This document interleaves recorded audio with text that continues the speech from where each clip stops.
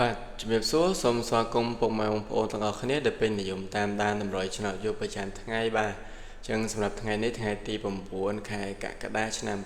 2026បាទអេមីនយើងបានរៀបចំតម្រុយទុកចែកជូនពុកម៉ែបងប្អូនយកទៅផ្សងសំណាងក៏ដូចជាកំសាន្តលេងដោយសពរយដងនេះដែរបាទហើយតម្រុយបអេមីនគឺអត់មានកិត្តសគុណឬមួយក៏សហួយទឹកតែទេបាទគឺចែ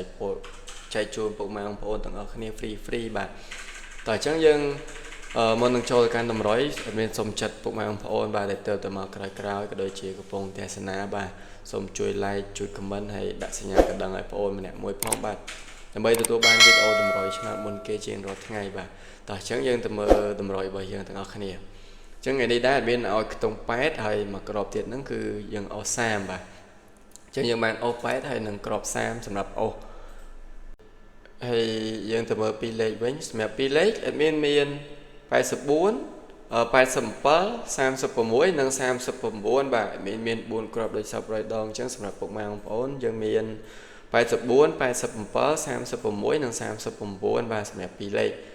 សម្រាប់ពុកម៉ែបងប្អូនដែលឆ្លាញ់លេខតម្រុយរបស់ admin អាចយកទៅចាក់ផ្សងសំណាងបានបាទដូចជាវេនព្រឹកហើយនិងវេនថ្ងៃបាទតែកុំចោលវេនល្ងាចរបស់យើង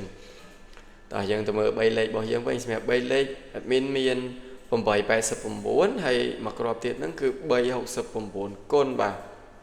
ញ្ចឹង3លេខយើងមានប៉ុណ្្នឹងឯងហើយតម្រុយឆ្នោតរបស់ admin គឺបានឈានចូលមកដល់ទីបញ្ចប់ហើយបាទមានតែប៉ុណ្្នឹងទេបាទខ្លីៗសម្រាប់ពុកម៉ែបងប្អូនងាយស្រួលទេសនាក៏ដូចជាយកទៅកំសាន្តលេងផងដែរបាទចឹង admin សូមជូនពរពុកម៉ែបងប្អូនទាំងអស់គ្នាបាទហេងសំណាងល្អទាំងអស់គ្នាបាទចាចូលទាំងលេខតូចនិងលេខធំបាទជម្រាបលាបាយបាយ